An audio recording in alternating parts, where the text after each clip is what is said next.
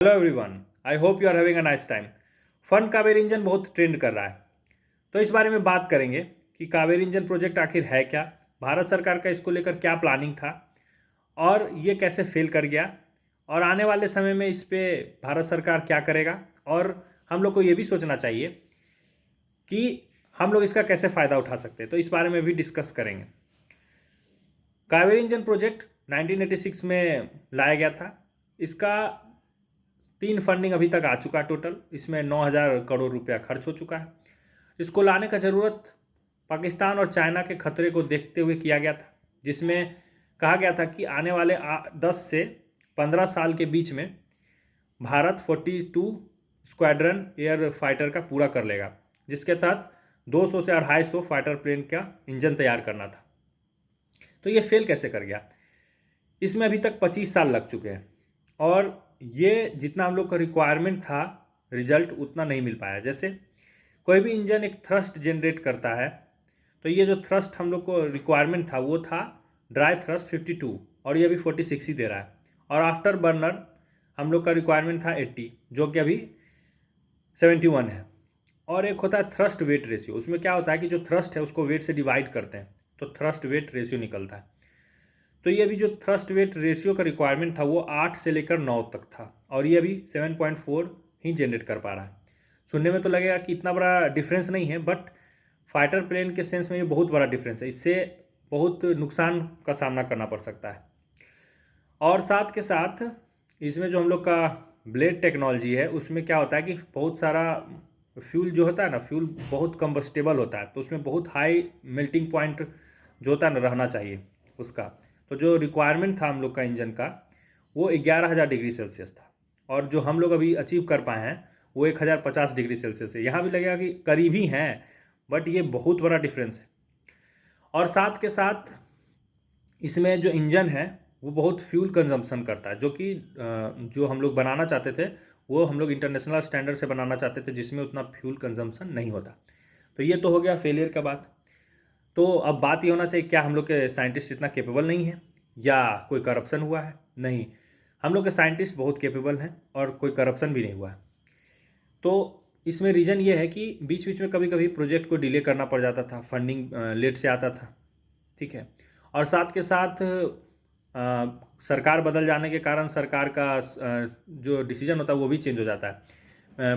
कोई सरकार चाहेगा कि आत्मनिर्भर भारत बने, तो कोई अगला सरकार आएगा उसका कहना है कि क्यों ना हम बाहर से ही अच्छा फाइटर प्लेन खरीद लें, तो इंजन भारत में बनवाने का क्या ज़रूरत है। ये शॉर्ट टर्म व्यू था उनका, चुनाव में बेनिफिट लेने के लिए जो भी हो। इस बारे में बात करने का ज़रूरत नहीं है, बट लॉन्ग टर्म व्यू ये होना चाहिए था विज़न कि आप अपने देश में स्वदेशी इंजन बनाइएगा तो वो कल को ज़्यादा समय के लिए डेवलप करने में फ़ायदा होगा। जैसे कि आप मान लीजिए 4th जनरेशन का इंजन बनवा रहे हैं तो 5th जनरेशन में वो बेस का काम करेगा, 6th जनरेशन इंजन डेवलप करने में वो बेस का काम करेगा। तो ये उस समय के नेताओं ने नहीं सोचा, तो ये भी एक रीज़न है। ये तो छोटा रीज़न है। मेन रीज़न पे ये बात करेंगे कि जो इसका मनी है वो मैक्सिमम 700 मिलियन के आसपास गया होगा, जो कि बहुत कम है। सुनने में 12,000 करोड़ बहुत ज़्यादा लगता है, बट ये इतना ज़्यादा है नहीं। इंजन के लिए जो रिक्वायर्ड है नॉर्मली जो भी कंट्री ने डेवलप किया है उन्होंने 2 बिलियन 3 बिलियन और यहाँ तक कि 8 बिलियन तक खर्च किया इंजन डेवलप करने के लिए, और आपने तो 1 बिलियन भी अभी तक खर्च नहीं किया है। तो हाउ यू कैन एक्सपेक्ट कि आपको वो उस तरह का रिजल्ट मिल जाएगा? तो ये भी एक बात है। तो एक तो फंडिंग नहीं मिला, ऊपर से आप लोग बहुत सारे सुने होंगे कि बहुत सारा हम लोग प्लान लागू करते रहते हैं, फ्रीबीज बांटते रहते हैं, उसमें लाख करोड़ रुपया, समझ रहे हैं, हर फ्रीज में 1 लाख से 2 लाख रुपया, 2 लाख करोड़ रुपया खर्च होता है। तो वो हम लोग इसमें थोड़ा 2,000-3,000 करोड़ जो है वो भी ज़्यादा इसमें बढ़ा नहीं पाए। तो ये भी एक तरह से फेलियर था। सारा ब्लेम सरकार पे ही क्यों डालें, थोड़ा हम लोग पे भी ब्लेम डाल लेते हैं। वो फ्रीबीज़ हम ही लोग को लालच देकर दिया जाता है, हम ही लोग वोट देते हैं ना इन फ्रीबीज़ के कारण। तो इसमें हम लोग का भी रीज़न है, हम लोग लालच दिखाते हैं। और साथ के साथ हम लोग जो नशा करते हैं उसमें भी बहुत ज़्यादा खर्च होता है। जैसे कि गुटखा कंजम्पशन में आप लोग अप्रॉक्सीमेटली 1,20,000 करोड़ खर्चा हो जाता है। मतलब सोचिए कि प्रोजेक्ट कावेरी इंजन में 9,000 करोड़ खर्चा हुआ है और आप गुटखा में 1,20,000 इंडिया में कंज्यूम कर जाते हैं। सिर्फ कंजम्पशन नहीं है, हेल्थ में जो भी प्रॉब्लम होता है वो सब जोड़ कर रहे हैं कि जो इंसान को प्रॉब्लम होता है, कितनों का डेथ हो जाता है, ये सब जोड़ के इतना नुकसान होता है इंडिया को इकोनॉमिकली।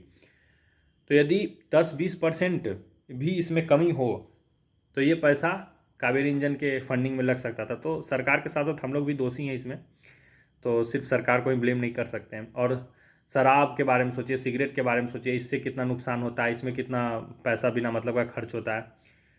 इवन रेलवे में जो गुटखा का सफाई होता है ना, उसमें 15,000 करोड़ खर्च हो जाता है सालाना। तो सोचने वाला बात यह है कि इससे तो महंगा मतलब इतना पैसा हम लोग लगा ले 2-3 साल का, तो इतना में तो बहुत सारा कावेरी इंजन प्रोजेक्ट चालू हो जाए। ठीक है, तो ये तो हो गया कि कहाँ प्रॉब्लम था। अब इसको लेकर क्या आगे का प्लान बन सकता है। अभी AMCA प्रोजेक्ट सरकार डेवलप कर रहा है। इसके तहत हम लोग को पहले प्लान था कि हम लोग या तो फ्रांस से खरीद लेंगे या रसिया से खरीद लेंगे या अमेरिका से खरीद लेंगे आने वाले समय का फाइटर प्लेन। तो जो भी कैंसिल कर दिया गया है। भारत ने कहा है कि हम लोग खुद ही बनाएंगे यहाँ पे, और कोई कंपनी इच्छुक है तो इंडिया में इंडियन कंपनी के साथ कोलैबोरेट करके बना सकता है। तो इसमें भी इंजन का रिक्वायरमेंट होगा।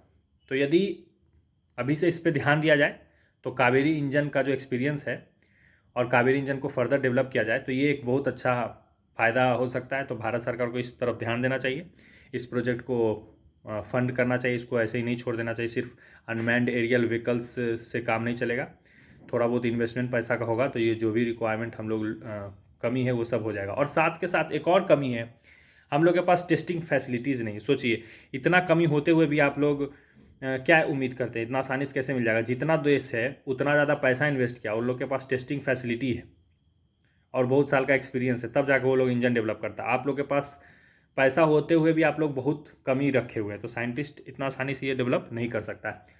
तो उम्मीद करते हैं कि साइंटिस्ट को अच्छा खासा सपोर्ट मिलेगा, जनता तो सपोर्ट कर ही रहा है।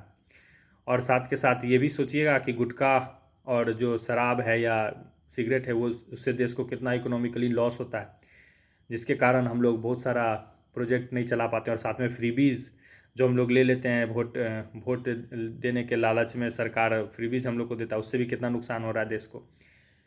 और कमेंट में आप इससे रिलेटेड सुझाव दे सकते हैं। वीडियो अच्छा लगा हो तो वीडियो को लाइक और शेयर करें, चैनल को सब्सक्राइब करें। Thank you, have a nice day.